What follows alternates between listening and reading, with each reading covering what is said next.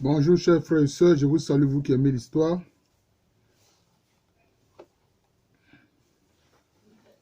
Je voudrais poursuivre la série de vidéos sur les échanges commerciaux dans l'espace à Caen. Et vous voyez bien, vous qui suivez cette série de vidéos, que nos ancêtres africains n'étaient nullement dupés dans ce commerce avec les compagnies européennes.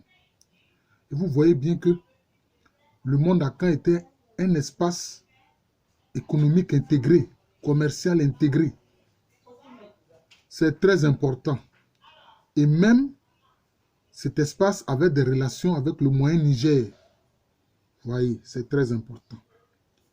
Et les acteurs, tous les acteurs, tiraient un bénéfice de ce commerce-là. Ce n'est pas comme aujourd'hui, où nos pays sont dupés dans le commerce et que certains sont obligés de parler de commerce équitable. Parce que ce qui se passe n'est pas équitable pour l'Afrique. L'Afrique est dupée. Mais vous voyez que nos ancêtres n'étaient pas dupés. Bien au contraire. Ils tiraient un bénéfice. Alors je voudrais par exemple commencer à parler de deux maîtres piroguiers. Deux maîtres piroguiers parce que les pirogues étaient importantes. C'est elles qui prenaient les marchandises à exporter, qui les amenaient, qui passaient là-bas et qui les amenaient vers les navires qui étaient au large. Et ce sont ces mêmes pirogues et piroguiers là qui prenaient les marchandises apportées par les marchands européens et qui les amenaient, disons, sur la berge. Voilà. Alors, deux maîtres piroguiers, Peter Spagny et Kofi, recevaient des commandes en matière de livraison de pirogues et recevaient des commissions. Voilà. Donc, vous voyez, ça encore, c'était un business. Voilà. Le fait de faire confectionner des pirogues et de les livrer. Les Africains au service des compagnies et à la fois des marchands étaient nombreux. Certains adopteront des noms et prénoms européens comme Afomba, surnommé Rucha Vert. L'un nommé Jack exerçait ses activités à Nefutu. Peter Pani, Kwanza, Kwao et Kofi étaient payés 8 acquis, c'est-à-dire 1 livre sterling par mois, par la Royal African Company. Voilà. Ginlenduk, un mulâtre, facteur de la Compagnie des Indes occidentales, va aider à consolider en 1647 les activités de la compagnie en Nefutu. John Cabes, qu'on appelle en fait Djanekabi, de Guafo, un royaume fanti du littoral, et John Kony, qui s'appelle en fait Djanikone, de Princess Town, en fait, la localité qui a été appelée Princess Town, en fait, s'appelle Pokeso. Voilà. Étaient deux grands courtiers. Tous les deux créeront des services de location de pirogues dans leur zone d'activité. Vous voyez, c'est cela. Entre 1718 et 1727, Djanikone aura maille à partir avec la Compagnie des Indes occidentales. Il prendra possession du fort brandebourgeois sur ses terres. Vous voyez. Nos parents, nos ancêtres savaient se faire respecter. Alors les brandebourgeois faisaient partie de l'espace allemand. Hein. C'est grâce à la médiation de Bosman que la compagnie hollandaise entrera en possession de ce fort en 1724. Donc dans un premier temps, il a fallu des négociations avec Djanikone pour que ce fort brandebourgeois leur soit retrocédé, puis ensuite cédé, n'est-ce pas, à la compagnie hollandaise. Des Africains étaient employés comme gold takers, utilisateurs du système monétaire à Caen. Parce que les Européens n'y comprenaient rien. Donc vous voyez. Et je vous ai expliqué que ce système monétaire à Caen de la poudre d'or, quand on sortait une figurine, cela correspondait à une quantité de poudre d'or précise. C'était comme ça que ça fonctionnait. Et eux, ils n'ont pas compris ça. Jusqu'à la fin, ils étaient obligés d'utiliser donc ce qu'on appelle des gold takers, c'est-à-dire des Africains qui, connaissant ce système monétaire-là, l'utilisaient pour eux. Donc, ils étaient à leur service. Et ils étaient aussi à leur service comme interprètes. Donc, vous voyez que même les interprètes aussi tiraient un bénéfice de ces échanges-là. En 1683, l'un d'eux nommé Amon était payé 4,5 acquis par mois. Voilà. Ses collègues Kofi et Brado travaillaient aussi au service de la compagnie britannique. Seuls les gens jugés honnêtes étaient employés comme justement gold taker par les compagnies. Voilà, ils craignaient d'être dupés, bien sûr. Certains parmi eux étaient des prospecteurs de marché, vulgarisant l'usage des produits côtiers dans l'arrière-pays. Ils avaient parfois des agents à cet effet qui opéraient à l'intérieur. Ils s'informaient sur les besoins des consommateurs. Ils allaient au nom des compagnies régler des conflits pour que la paix favorable aux échanges revienne. Quand il y avait justement des conflits à l'intérieur, parce qu'il y avait des conflits à l'intérieur des terres, les marchands de l'intérieur venaient moins sur les côtes pour commercer. En 1681, Ansiko, dont le nom véritable est Asiko, passera 2 mois à Nefutu pour aider à régler un litige entre les Ifutu et les Akani, c'est-à-dire en fait les populations qui venaient des confluents du Pra et de l'Ofin. Kwamina, mais dans la source écrite, son nom est écrit Kwamino, mais en fait c'est Kwamina. Et Afado, c'est-à-dire Afiado, au début du 8e siècle, vont convaincre les rois voisins d'accepter comme leur égale la reine Agwaba Brafo. Mais en fait, elle était la reine du royaume de choses Aguna, royaume Aguna. Aban, un natif d'Elmina, permettra à la compagnie hollandaise de ne pas perdre les marchandises du comptoir de Takoradi pendant le conflit entre la Ranta et la Doum. Endetté auprès de la compagnie hollandaise, Aban sera emprisonné par Stafford. Libéré, il s'installe à Ogwa et se met au service de la compagnie britannique. Akameni, c'est-à-dire Aka Amani, frère du roi de Guafo, était un courtier au service des Anglais. En 1695, au moment du litige qui opposera le Guafo à la compagnie hollandaise, il sera capturé et exilé au Suriname. Vous voyez, là aussi, voilà encore un problème que posaient les Européens. Voilà. Quand ils ne sont pas contents d'un agent local du commerce, bon, ils le capturent et puis bon, ils ne le jugent même pas et puis ils l'envoient dans une de leurs colonies lointaines. Voilà. Au Suriname, notamment dans le cas des Hollandais qui ont fait cela. Le Suriname qui anciennement était appelé la Guyane hollandaise. C'était la Guyane hollandaise qu'on appelle le Suriname. Afo, un courtier local, sera au service de la compagnie hollandaise pendant 20 ans. Après la baisse des activités suite à la défaite d'Ankira en 1701, il sera envoyé en mission à l'intérieur en Adansé, en Ashanti, puis en Efutu et en Abrem pour encourager les marchands à venir à Elmina. Otu Aniakwa, dit Passop, était courtier à Accra dans le quartier Otublohum. Il était le chef local Akwamu et courtier au service de la compagnie hollandaise. Il servait les intérêts marchands de cette compagnie auprès de la cour des Akwamu. En 1693, il est en mission auprès de l'Akwamohene Baswa pour le persuader de donner le fort Christiansborg au Cameroun, au Danemark ou à la Hollande. Le fort, grâce à son action, sera remis aux Danois en 1693. En fait, le fort appartenait aux Danois. Mais le roi des Akwamu, mécontent, avait monté un stratagème avec un de ses chefs qu'on appelle Assoumani pour s'emparer du fort Christiansborg. C'est de ça qu'il s'agit. Il accompagnera la mission hollandaise de Van Broek et Bois en 1703 à la cour Akwamu. Otu Aniakwa étendra ses activités à Elmina. Voilà.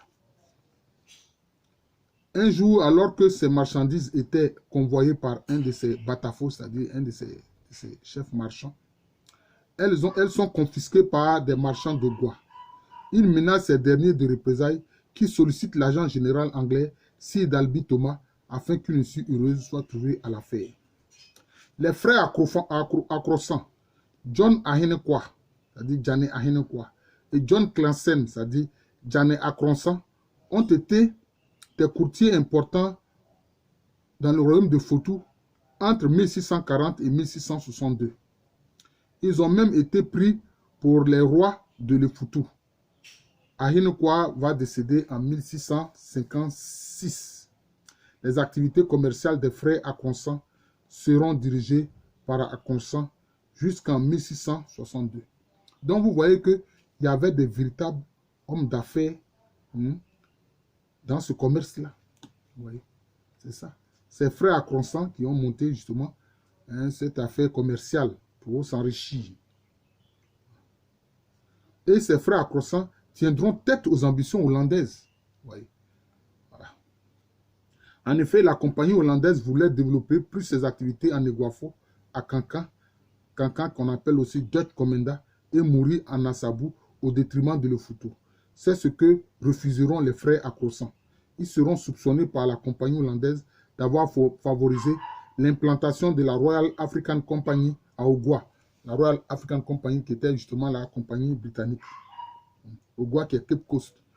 C'est là en 1640. Voilà. Donc ils vont favoriser l'implantation justement des Britanniques à Cape Coast en 1640. Parce que les Africains, eux, étaient favorables à la liberté de commerce, ce que ne voulaient pas les différentes compagnies européennes. Voilà. C'est dire que les Africains savaient défendre leurs intérêts. Je répète, c'est dire que les Africains savaient défendre leurs intérêts. Ce qui n'est pas le cas de nos chefs d'État du franc CFA qui donnent des marchés de gré à gré à des compagnies françaises. Comme Bolloré, lui seul, il a le port d'Abidjan, il a le port de Douala, il a le port de Lomé, il a le port de Cotonou. C'est quoi tout ça? Et on pense que c'est normal. C'est pas normal. C'est pas normal, c'est vraiment une honte pour l'Afrique. Et ces chefs d'État qui font ainsi ne sont pas vraiment pour l'intérêt de leur peuple. C'est vraiment malheureux. C'est malheureux. Ils seront mis dans les poubelles de l'histoire. Les frères Akonsan, pour briser les intérêts hollandais en Efoutou, en 1650, feront appel à Kaerlof afin qu'il crée une factorerie suédoise chez eux. Kaerlof lui-même était auparavant au service de la compagnie hollandaise.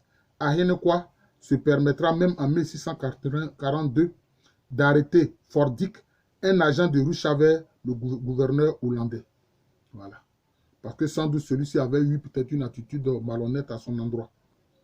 Il ne sera relâché qu'après l'offre de présents dont un bœuf. Voilà.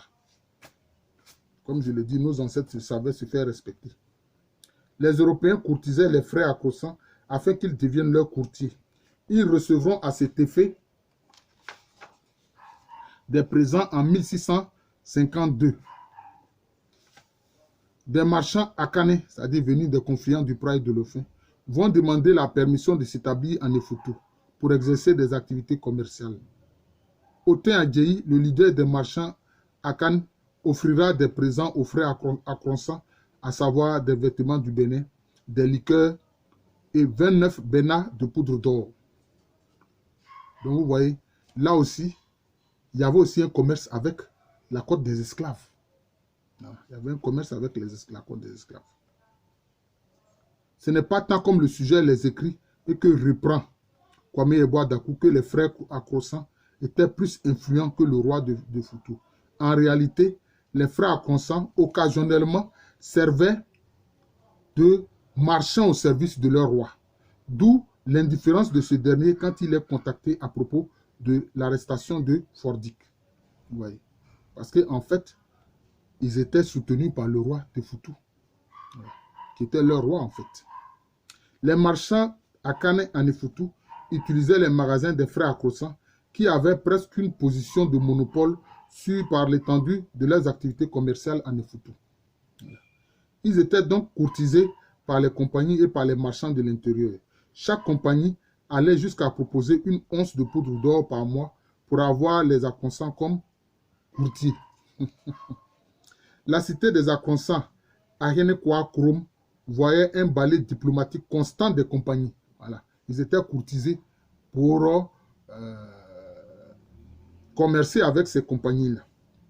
Les Akonsan, partisans d'une liberté du commerce et d'une libre concurrence, permettront aux Suédois, aux Danois et à toutes sortes d'interlopes d'exercer en Efoutou, avec bien sûr l'aval et l'accord du roi de Foutou. Voilà.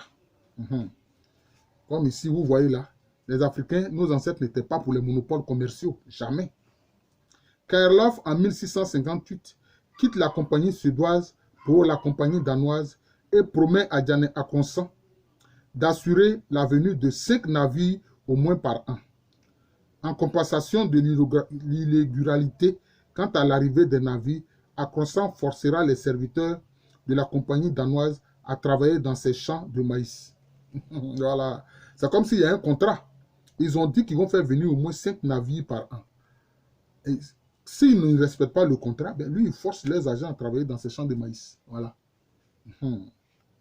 Il s'opposera jusqu'à sa mort en 1662 à la validité de la vente du fort danois à Nefutu aux Hollandais. Voilà. L'achat avait eu lieu en 1659. Chaque fois que les Hollandais tentaient de prendre possession du fort, ils le faisaient assiéger pour les forcer à le quitter. Voilà. Comme je l'ai dit, nos ancêtres savaient se faire respecter. C'est là une preuve qui montre les limites des Européens quant au contrôle des affaires locales, comme le dit l'historiographie. Voilà. Vous voyez. Parce que chaque fois, on veut faire croire que non, les Européens dominaient tout l'espace commercial et ils faisaient ce qu'ils voulaient. Oh, ce n'est pas vrai. En 1659, Akonsan et ses hommes attaqueront les Hollandais avec 2000 hommes armés de mousquets. Voilà. Assoumani, il est appelé Assoumani par les sources écrites, sera un grand courtier à Kwamou au service du fort danois de Christiansborg. Mais en fait, il était au service du roi de Danois. Et il servait d'interface entre le roi, pardon, il était au service du roi des Akwamou. Et il servait d'interface entre les Akwamou, le roi des Akwamou et puis les Danois du fort Christiansborg. Il s'emparera de ce fort en 1693. Les mésententes entre Akwamou et Danois vont surgir en 1670 parce que ces derniers avaient aidé les gars à repousser une attaque de l'Akwamouhine, du roi des Akwamou. En 1693, Assoumani arrive avec 80 hommes à Christiansborg en feignant d'acheter des fusils. Lui et ses hommes dissimulent leurs armes dans leurs habits et par ruse s'emparent du fort Christiansborg.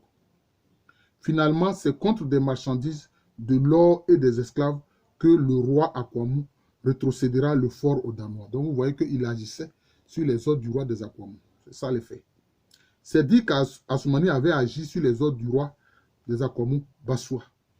En 1703, Assoumani est devenu le chef de la cité d'Ouma, sur la voie de Nyanoas, la capitale Akwamou. Il appartenait donc aux familles dirigeantes du royaume Akwamou. Le grand courtier Jankabi ou John Kabes, comme cela est écrit dans les sources écrites, exercera ses activités à Negwafo. Il faisait fabriquer du sel qu'il vendait et était à la fois propriétaire de plusieurs champs.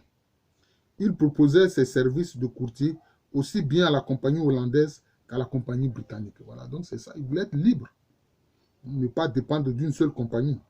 C'est là le signe d'une indépendance évidente de ce courtier Guafo. Son oncle Aban était lui aussi un grand courtier. En 1695, il invite les Anglais à créer un comptoir ou un fort à Komenda. Komenda, c'est en Eguafo. Et ce ne fut pas sans la permission du roi Eguafo, comme l'a écrit Kwame Yeboah Dekou, car il était lui-même un batafo, c'est-à-dire un marchand, au service de l'Eguafohene, c'est-à-dire du roi des Eguafo. En 1706, Jankabi sera reçu avec tous les honneurs par Sir Darby, qui aura droit à des salves de canon. Excusez-moi. Vous voyez? Le représentant de la compagnie anglaise le reçoit en tirant des salves de canon à son honneur, pour qu'il entre dans ses bonnes grâces et lui permette de faire de bonnes affaires. Voilà les faits. Un dîner sera offert en son honneur. Voilà. Il fera bâtir un village près du fort anglais de Komenda pour attirer là les marchands de l'intérieur. Donc vous voyez, ces Africains étaient importants pour que le commerce des Européens fonctionne bien. Et des écrits viennent dire que non, les Africains étaient dupés dans ces échanges et que contre le pactole reçu par les Européens, et ils n'ont eu que la pacotille. Ce n'est pas vrai. Vous voyez. Je montre que ce n'est pas vrai. Et je me sers de quoi? Même des sources européennes pour montrer que ça, c'était faux. Toujours cette volonté de vouloir minimiser les Africains, minimiser les Noirs. Il négociera pour le compte des Anglais le libre passage des marchands qui venaient commercer dans les forts et les factoreries de la Royal African Company. Voilà. Jan Kabi contribuera à faire envoyer une délégation anglaise à la cour du roi des Ashanti, Osei Tutu, en juillet 1706 pour favoriser le commerce des Ashanti avec les forts et comptoirs anglais. Donc voilà les faits. C'est lui qui permet aux Anglais donc d'entrer en contact avec la royauté Ashanti pour pouvoir bénéficier de la présence des marchands Ashanti. Voilà les faits. Les Anglais se rendront compte que Jan Kabi était incontournable en matière de commerce en Eguafo. Entre 1710 et 1720, il veille à fournir aux courtiers de Takoradi des marchandises anglaises de qualité aux grandes dames des Hollandais. Il disposait de nombreuses pirogues qui distribuaient ces marchandises dans différentes cités du littoral. Voilà les faits encore. En 1715, les courtiers de Takoradi, trouvant les mousquets anglais de meilleure qualité que les mousquets hollandais, feront appel à Jan Kabi pour leur en livrer. Voilà. Et nos ancêtres savaient reconnaître les marchandises de qualité. Voilà. Là, ils se rendent compte que les mousquets anglais sont de meilleure qualité que les mousquets hollandais. Et même les mousquets les plus appréciés sur le littoral dans l'espace Akan, c'était les mousquets des Danois.